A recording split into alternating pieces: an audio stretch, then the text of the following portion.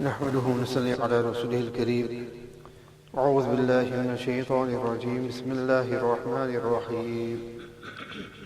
وإذ يقول المنافقون والذين في قلوبهم مرض ما وعدنا الله ورسوله إلا غرورا وإذ قالت طائفة منهم يا أهل يثرب لا مقام لكم فارجعوا ويستأذن فريق منهم النبي يقولون إن بيوتنا عورة وما هي بعورة إن يريدون إلا فرارا ولو دخلت عليهم من أقطارها ثم سئلوا الفتنة لآتوها وما تلبثوا بها إلا يسيرا ولقد كانوا عاهدوا الله من قبل لا يولون الأدبار وكان عهد الله مسؤولا قل لن ينفعكم الفرار إن فررتم من الموت أو القتل وإذا لا تمتعون إلا قليلا قل من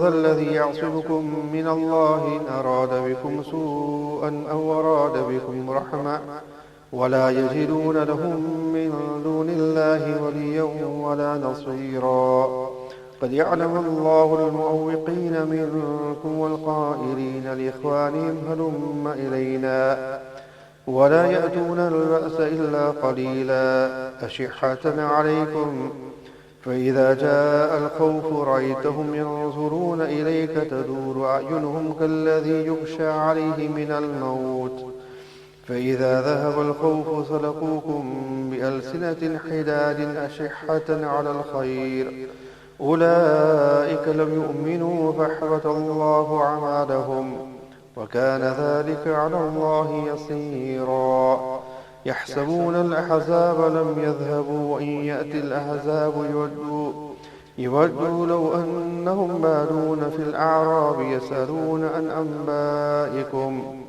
ولو كانوا فيكم ما قاتلوا إلا قليلا.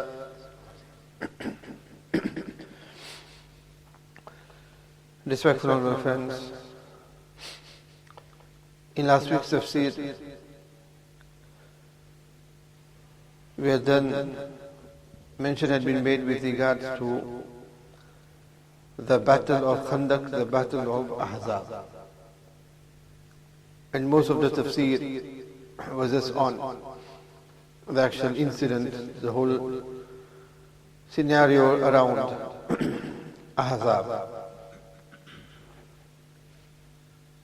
And as I mentioned last week, that there is also the ghazwa pertaining to Banu Qurayza, which we left for this week.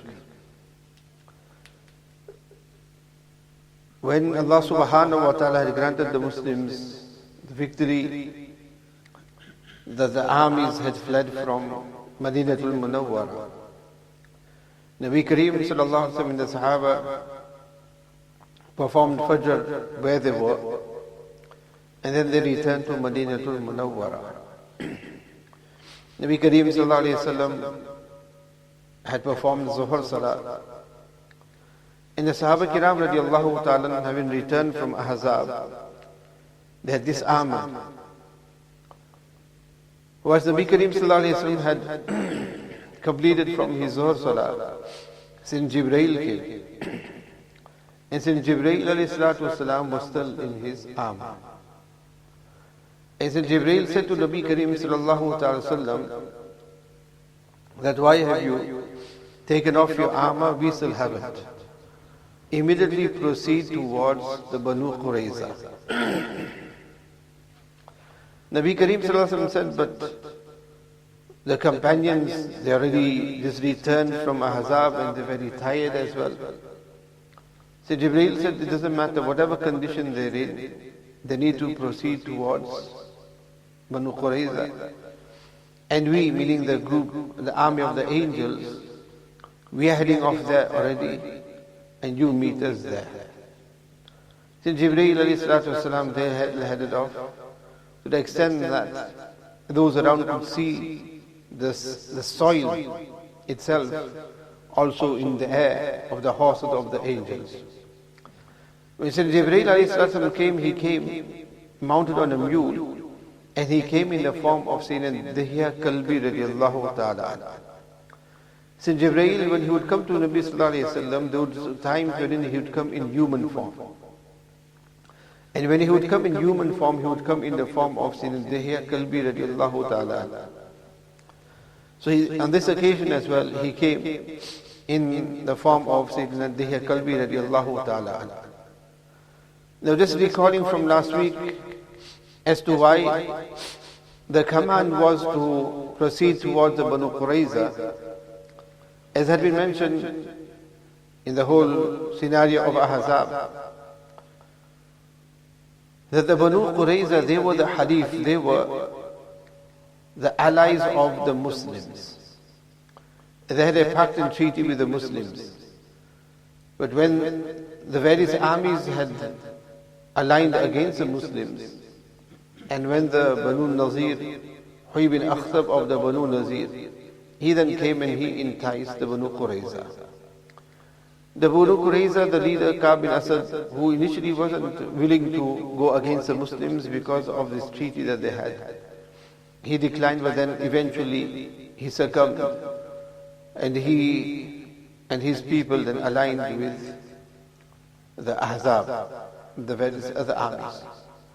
So because they had broken the treaty that was there, for that reason, since Jibreel had then come from Allah subhanahu wa ta'ala, that the Banu Qurayza now need to be dealt with. In this itself shows us how all these battles, where there is always mention of battles and jihad in Islam, and that Islam spread by battle and the sword, you can just tell from these that till the battle of Khandaq, all of these battles were in the offensive. The Muslims didn't advance in any of them, they were all in the offensive. And when it came to dealing with the Banu Nazir, and similarly here with the Banu Qurayza, and also when it came to the Fatah of Makkah, the conquest of Makkah, these all came about when the opposition, they broke the pact and treaty. And as long as there was treaties and pacts, the Muslims always followed it and abide by it. That's why the Banu Qurayza initially did not want to join the alliance, because they themselves saw that the Muslims had always been faithful with their treaty and their pact with them. So now because the Banu Qurayza had broken this treaty, and they were where? They were there in Madinah al-Munawwara, as I mentioned that time, they were towards the southern side of Madinah al-Munawwara. So they were still needed to be dealt with, because they broke the treaty then. So that's why Nabi Kareem Sallallahu Alaihi Wasallam had now just finished from Ahzaab, so maybe the Banu Qurayza had not been in Nabi's mind as yet. But Allah Ta'ala didn't want that should be just left aside. So Allah Ta'ala sends in Jibreel in this way to tell Nabi Kareem Sallallahu Alaihi Wasallam that why have you left your armor? We haven't taken off our armor at all.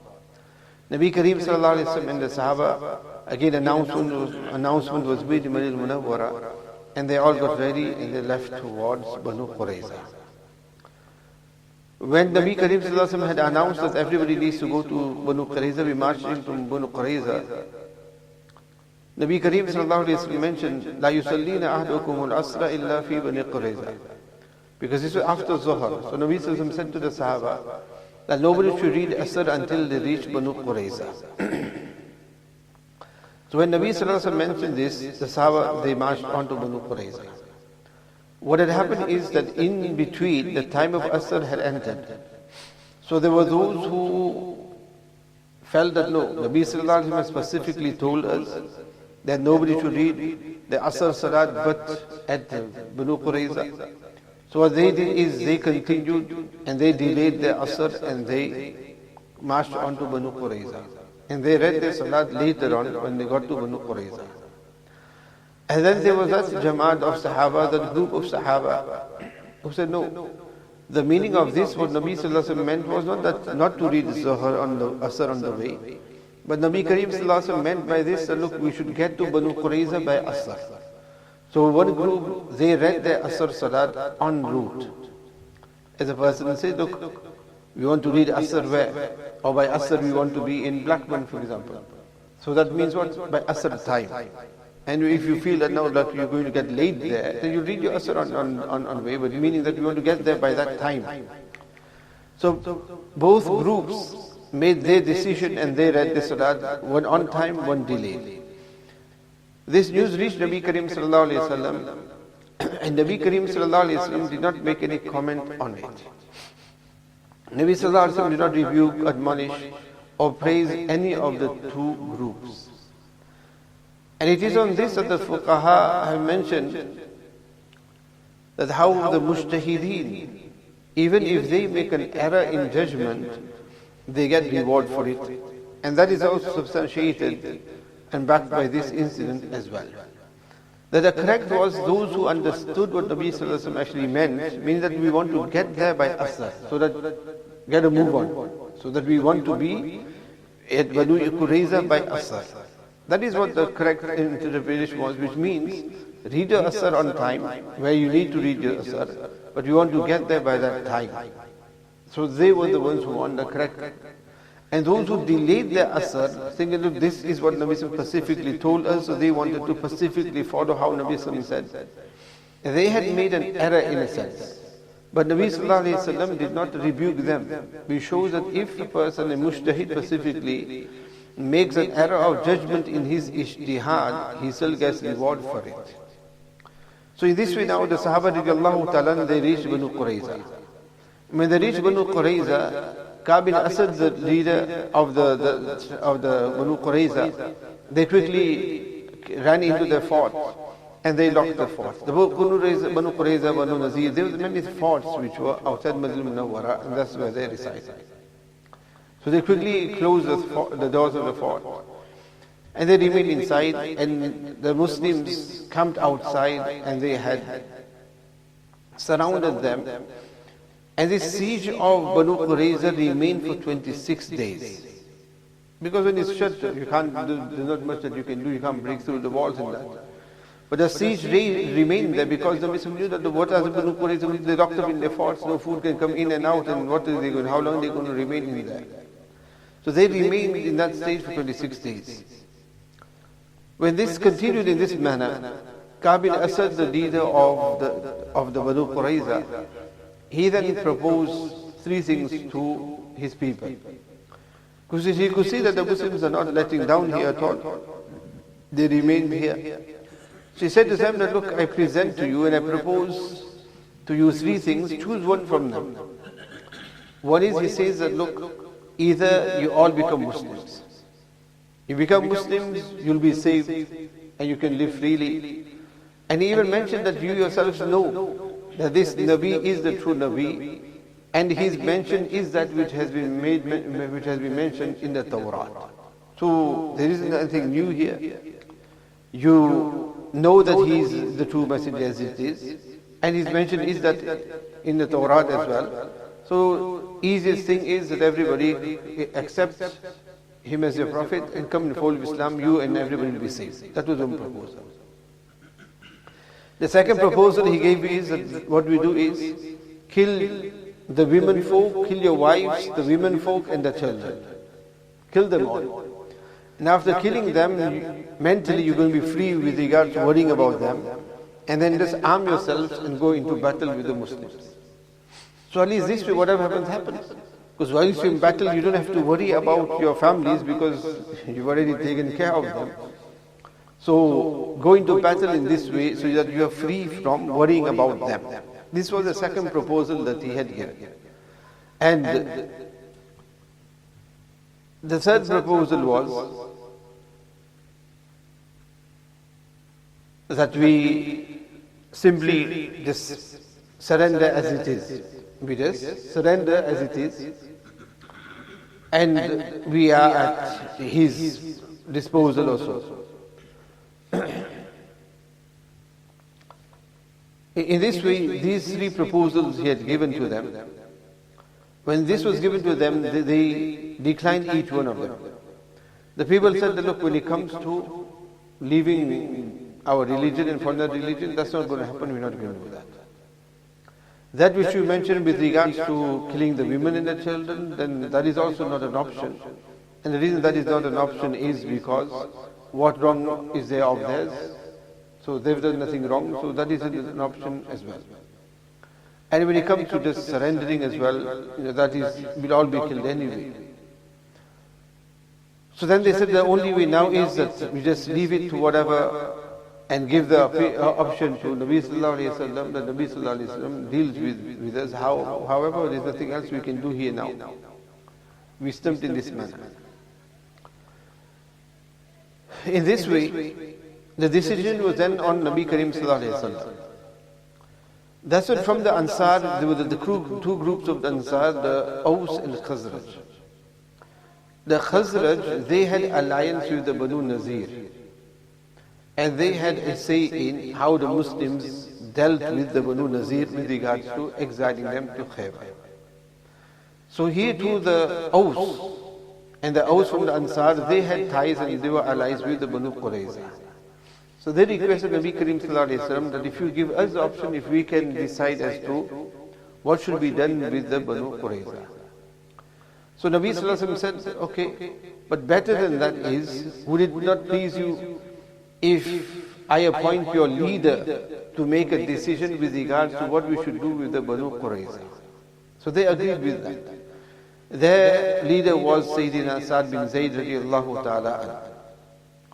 So Nabi Karim Sallallahu asked for Sayyidina Zayd to come, Sa'd bin Zayd.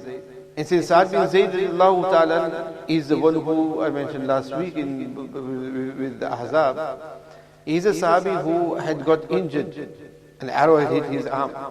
And he was bleeding from it, and he made dua to Allah subhanahu wa ta'ala, that Allah, if there is still battles against the mushrikeen, will keep me alive. And keep me alive to deal with the Banu Qurayza as well. And if there is no longer any battles with them, and that is the case, and Banu Qurayza is dealt with, then Allah, decide with me whatever you wish, you want, meaning shahadat is fine for me. So Nabi Karim Sallallahu Alaihi Wasallam had erected a tent wherein this Sayyidina Sa'd bin Zayd was at the Masjid of Khaybar. Masjid of Khaybar means that where the battle was taking place, there would be temporary areas that they would make for salat and that. So there was a tent there and he was in that tent. Nabi Karim called for him, he came on his animal, on his conveyance. When he came towards Nabi Karim Sallallahu Alaihi Wasallam, that's what Nabi Sallallahu Alaihi Wasallam said to those who were there, "Qumu li sayyidikum." Stand for your leader. Stand for your leader. And they stood and they took him off his conveyance. Nabi Karim Sallallahu Alaihi Wasallam gave the option to Sayyidina Sa'd ibn Zayd radiallahu ta'ala to decide what is best to do with the Banu Qurayza. And he decided, what he decided was that, O Nabi of Allah, those who are fit for battle, they should be killed, and the rest should be dealt with as prisoners of war. Meaning those who are the old ones, those who are the women and the children, and those who are unable to fight, for them they should be dealt with as prisoners of war. Meaning they should be taken as prisoners, as was the norm at that time. When he made this decision, Nabi Sallallahu Alaihi Wasallam mentioned that you have decided just the way Allah Ta'ala has. Your decision is that of a leader, meaning of same decision as what Allah Subhanahu wa Ta'ala has destined and Allah Ta'ala wants. And the Banu Qurayza themselves had agreed that it is fine, they will accept whatever decision is made. And the forts were opened up, and all those who were capable of fighting, there were 800 of them, they were dealt with and they were killed off, and the remaining were taken as prisoners of war. No child or any woman were killed. Only one woman was killed because she played a part in the shahadat of another Sahabi. Aside from her, for the sake of life or life, nobody else was touched from them. And the men were dealt with in such a manner. So this occurred in the 5th year of Hijrah, and this occurred straight after the battle of Ahzaab. Now the verses that have been recited, the two rukus, we've just recited the one ruku. In this ruku, and also in the next ruku, this is where Allah subhanahu wa ta'ala makes mention of certain parts of the battle of Ahzab, and also the verses that we did last week. This is the opening 3 verses. The rest, the whole scenario of Ahzab has already come in front of you, and that of Banu Qurayza as well. Allah Ta'ala mentions, وَإِذْ قَالَ طَائِفَةٌ مِّنْهُمْ. When Allah, and remember when a group of them said, Ya Ahla Yathrib, O people of Yathrib, meaning Medina, La muqam lakum, you cannot stand, meaning who against such a large powerful army, farji'u, so return home. This refers to the munafiqeen. As we mentioned that the munafiqeen were those who had joined the army with the Muslims, but then they retreated from there. So, and then there were those who mocked Nabi Kareem sallallahu alaihi wasallam as well. When Nabi Kareem sallallahu alaihi wasallam had seen the keys of Yemen, of Kisra and Kaisar, they mocked Nabi sallallahu alaihi wasallam on that occasion. Allah subhanahu wa ta'ala refers to that here in this verse, that when they, a group of them, meaning the munafiqeen, they said, O people of Yathrib, of Medina, La maqama lakum, you cannot stand against such a powerful army, farji'u, so return home. وَيَسْتَأْذِنُ فَرِيقٌ مِّنْهُ النَّبِيَّ صلى الله عليه وسلم. So that one group, and another party of them, the munafiqeen, were those who sought permission from Nabi sallallahu alaihi wasallam, يَقُولُونَ saying, إِنَّ بُيُوتَنَا عَوْرًا. The excuse that they made was that, our homes are exposed. Exposed meaning that our homes are not secure. So if we leave our homes and we come and join you, then the armies will very easily, or even others will be able to very easily attack our homes and loot our homes. So let us return home so that we can secure our homes. Allah Ta'ala says that وَمَا هِيَ بِعَوْرَةٍ. But in actual fact, they were not left exposed, meaning unprotected. إِن يُرِيدُونَ إِلَّا فِرَارًا. They sought only to desert, meaning to flee. They had no intentions. This was just excuses for them to flee, because they made this excuse that their homes are not secure. Whereas on the other hand, Allah Ta'ala mentions that, look, if it was the other way around meaning that when, for example, the Banu Qurayza, when they joined the alliance, so if it was a case of the army had asked the munafiqeen to join their ranks to attack the Muslims, then they would not have made this excuse at all, that our homes are unprotected, so we can't join your army to fight against the Muslims. So that it just shows their nifaq. In joining the Muslims, they made the excuse that their homes are unprotected. But if they were to join the army, opposition army, then that wouldn't have become an excuse at all. وَلَوْ دُخِلَتْ عَلَيْهِمْ مِنْ أَقْطَارِهَا ثُمَّ سُئِلُوا الْفِتْنَةَ لَا تَوْهَا وَمَا تَلَبَّثُوا بِهَا إِلَّا يَسِيرًا. Allah says, if an enemy has to attack them from the flanks, مِنْ أَقْطَارِهَا, from the flanks inside of the city, ثُمَّ سُئِلُوا الْفِتْنَةَ, and they, meaning the munafiqeen, were asked by who? By the opposition to cause trouble, لَأَتَوْهَا, meaning to join them and to cause trouble amongst the Muslims, then what would they do? لَأَتَوْهَا, they would comply. وَمَا تَلَبَّثُوا بِهَا إِلَّا يَسِيرًا, with only a moment's hesitance. Meaning, their normal behavior, they would very easily have joined ranks with the enemy ranks in order to cause mischief against the Muslims. But here when it came to joining the Muslims' ranks, they were not willing to do that whatsoever. وَلَقَدْ كَانُوا عَاهَدُوا اللَّهَ مِنْ قَبْلُ لَا يُوَلُّونَ الْأَدْبَارَ وَكَانَ عَهْدُ اللَّهِ مَسْئُولًا. They, meaning the munafiqeen, had certainly made a pledge with Allah subhanahu wa ta'ala before the battle, that they will never turn their backs. That Allah says a pledge made with Allah is answerable. This refers to when in Badr. In Badr as well, the munafiqeen retreated. They left the ranks of the Muslims that led them to be only 330. But then when they saw the Muslims were victorious and they gained from that battle and there was the spoils of war, that's when they regretted. And when they regretted, that's when they made a pledge. And Allah refers to was that pledge. They made a pledge that in future, whenever there's any battle in that, then we'll make sure that we remain with the Muslims. That is the pledge that Allah Ta'ala makes, that they made this pledge. But then when the time came for them to be with the Muslims, what did they do? They turned their backs. Because they said, لَا يُوَلُّونَ الْأَدْبَارَ.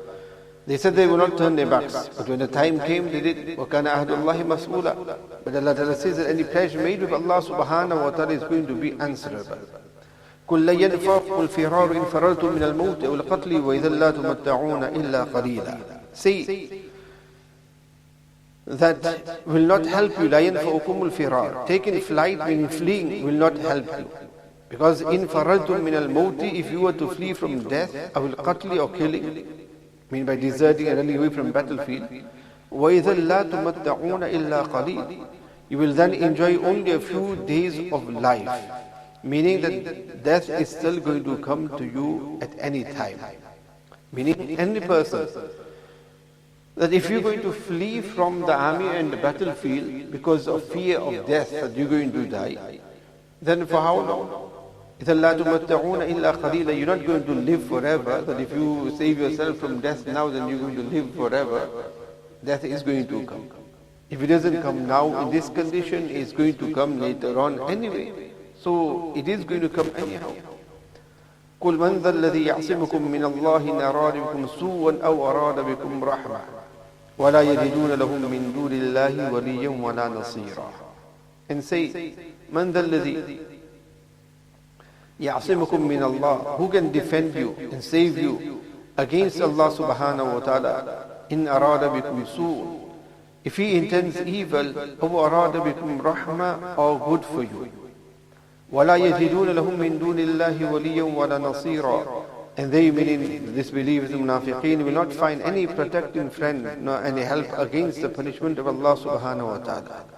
قَدْ يَعْلَمُ اللَّهُ الْمُعْوِقِينَ مِنْكُمْ وَالْقَائِلِينَ لِإِخْوَانِهِمْ هَلُمَّ إِلَيْنَا وَلَا يَأْتُونَ الْبَأْسَ إِلَّا قَلِيلًا. Allah Ta'ala has perfect knowledge of those of you whom the munafiqeen, whom mu'awwiqeen minkum, who present obstacles in the path of deen, وَالْقَائِلِينَ لِإِخْوَانِهِمْ, and those who say to their brothers, هَلُمَّ إِلَيْنَا, come to join us.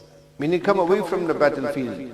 Because there were those from the munafiqeen as well, who whilst the Muslims were in the state of hunger and difficulty whilst they were digging the trench, as was mentioned last week, there were those of them who were nicely sat there eating a good meal, and they were calling the others, many other Muslims, look, leave them and come and join us and join and partake with us instead. So Allah Ta'ala says that those who, and Allah Ta'ala knows exactly, has knowledge of who the munafiqeen are, because this was an occasion wherein the munafiqeen became exposed as well. And Allah Ta'ala exposes them here. The names are not, but from this, it refers to those who made these statements. It refers to those who did retreat in such a manner. So this is how it became open as well, who the munafiqeen were. And it is on these type of occasions that this is a test that Allah Ta'ala brings upon at that time to see who are those who are committed and who are those who are not committed to the cause. So Allah Ta'ala says, قَدْ يَعْلَمُ اللَّهُ الْمُعْوِقِينَ مِنْكُمْ. Allah Ta'ala has full knowledge of those of you who present obstacles, and وَالْقَائِلِينَ لِإِخْوَانِهِمْ, those who say to their brothers, هَلُمَّ إِلَيْنَا, come back to us, join us instead, remain at home. وَلَا يَأْتُونَ الْبَاسَ إِلَّا قَلِيلًا. Allah Ta'ala says it is seldom that they participate in the battle. Meaning as it is, because of their cowardice and lack of iman, as it is, they do not take part anyway. أَشِحَّةً عَلَيْكُمْ. Allah Ta'ala says that they, the munafiqeen, are miserly towards you, meaning towards the believers, and they're reluctant to give any assistance towards the battle. But yes, when the booty comes, they want to be there and they want to get a share from that. فَإِذَا جَاءَ الْخَوْفُ. Whenever fear comes their way, رَأَيْتَهُمْ يَنْظُرُونَ إِلَيْكَ. You will see them looking at you. تَدُورُ أَعْيُنُهُمْ كَالَّذِي يُخْشَى عَلَيْهِ مِنَ الْمَوْتِ. They will look at you with their eyes, meaning with such terror in the eyes, rolling like a person overtaken by death. فَإِذَا ذَهَبَ الْخَوْفُ. But when the khawf, the fear, disappears, then what happens? سَلَقُوكُمْ بِأَلْسِنَةٍ حِدَادٍ أَشِحَّةً عَلَى الْخَيْرِ. Then they insult you with sharp tongues, greedy for wealth. Meaning that when they themselves know that, look, we're going into battle, when they see the opposition, when they see the army, and that now fear strikes them, and they want to run away from there. And then all of a sudden now, when they see the spoils of war and when they want that, then they make the excuses and that, and then they come on and to try and be part of that. So when the fear goes, they insult you with sharp tongues. Why? Greedy for wealth. وَلَٰئِكَ لَمْ يُؤْمِنُوا. They are the ones who have no iman. فَأَحْبَطَ اللَّهُ أَعْمَالَهُمْ. Allah Ta'ala has already destroyed their deeds because they do not have any iman, so they won't get the reward for it. وَكَانَ ذَلِكَ عَلَى اللَّهِ يَسِيرًا. And this is extremely simple for Allah subhanahu wa ta'ala Because Allah Ta'ala doesn't need the deeds to do. Allah Ta'ala to destroy the deeds is nothing at all. يحسبون الأحزاب لم يذهبوا وإن يأتي الأحزاب يودوا لو أنهم بادون في الأعراب يسألون عن أنبائكم ولو كانوا فيكم ما قاتلوا إلا قليلا. They, meaning the munafiqeen. That this was when Allah Ta'ala, when they knew that the armies had retreated and returned to Makkah al-Mukarramah, Allah Ta'ala says, يَحْسَبُونَ الْأَحْزَابَ لَمْ يَذْهَبُوا. They, the munafiqeen, think that the armies have not retreated. وَيَأْتِ الْأَحْزَابَ, and if the armies were to arrive, meaning to attack the Muslims, they hope, they hope لَوْ أَنَّهُمْ بَعْدُونَ فِي الْأَعْرَابِ. That's when they, the munafiqeen, hope that they were rather to the outback, meaning away from the battlefield. And what do they say? يَسْأَلُونَ عَنْ أَنْبَائِكُمْ. They ask the condition, ask about your condition. وَلَوْ كَانُوا فِيكُمْ مَا قَاتُلُوا إِلَّا قَلِيلًا. And even if they were with you, they would fight only a little. So Allah subhanahu wa ta'ala again is opening up with regards to them that their condition is that when the armies, the 10,000, 12,000 as mentioned last week, when they had retreated, even then they were not willing to accept that such a mighty army has retreated and returned to Makkah al-Mukarramah. لَمْ يَذْهَبُوا وَيَأْتِ الْأَحْزَابَ. And they kept on thinking that the armies have not retreated, and that if the armies were to arrive to attack the Muslims, they hope that instead of fighting, that if they do, then they wish that instead of fighting, that they were on the outskirts, I mean they were away from the battlefield. And then what they would do is from the corners, as cowards would be, they would just be there inquiring about the condition. And instead of having actually been active in it, they would just be inquiring, what's happening, what's happening. Like the leaders today as well, isn't it? They sit in their secure bunkers, and they send the armies to do the dirty work for them. And all leaders getting a report, give me a report, give me a report, give me a report, what's happening. And they were far away from the battle, safe and secure. And Allah Ta'ala says, even if they, the munafiqeen, were with you, meaning that even if they were with you in battle, مَا قَاتَلُوا إِلَّا قَلِيلًا, they would fight only a little, meaning without being any help to you. They would just come there for the sake of it because they wanted the booty. They would be of no use to you as it is. And the reason why Allah subhanahu wa ta'ala mentions these things is because as it is, as we mentioned, that the Muslims were only 3,000 and the opposition were 10,000 to 12,000. So such a big contrast there. And from the 3,000, the munafiqeen who were there were the ones who then left them as well and came out from there as well. So Allah subhanahu wa ta'ala is mentioning these. Look, the munafiqeen, even if they had been with you, their numbers would not have made any difference as it is. Because they were there anyway just to make the numbers up really. That's all. They were not there for any other reason. They would have retreated. Or if they were there, they would have just stayed at the back anyway. They wouldn't have been of any use to you. So in actual fact, them being there was only to make the numbers look big. But even that, they were unable to do, and they didn't do that as well. Further, Allah subhanahu wa ta'ala makes mention of the same Ahzaab, continues as well, and a few other things related to it, which we shall leave for next week's tafsir. Allah ta'ala grant us understanding. رَبَّنَا تَقَبَّلْ مِنَّا إِنَّكَ أَنْتَ السَّمِيعُ الْعَلِيمُ وَتُبْ عَلَيْنَا إِنَّكَ أَنْتَ التَّوَّابُ الرَّحِيمُ سبحان ربك رب العزة عما يصفون وسلام على المرسلين والحمد لله رب العالمين.